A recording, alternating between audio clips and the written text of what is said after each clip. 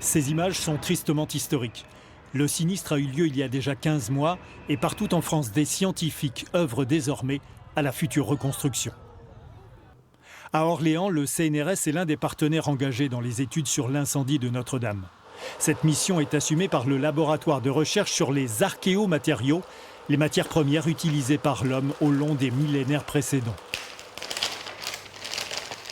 Au cours de l'incendie de la toiture, 400 tonnes de plomb ont été fondues ou transformées en débris. C'est ce plomb qui est étudié ici. Chaque échantillon de plomb possède des informations qui concernent l'emplacement de son prélèvement. Grosso modo, le transept, la nef et le chœur, avec des précisions supplémentaires.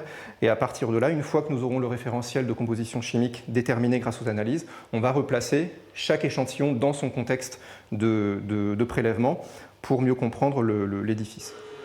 Pour parfaire cette connaissance, près de 300 échantillons de plomb sont en cours d'analyse dans ce laboratoire. Une analyse physique qui ne détruit pas les pièces collectées.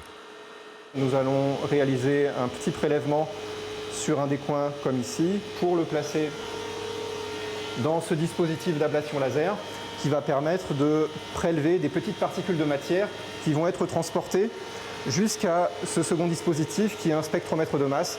Un appareil qui permet de détecter toutes les molécules constituant la matière. Cela aidera à déterminer la localisation probable du minerai utilisé et à saluer l'apport de certains artisans de l'époque médiévale.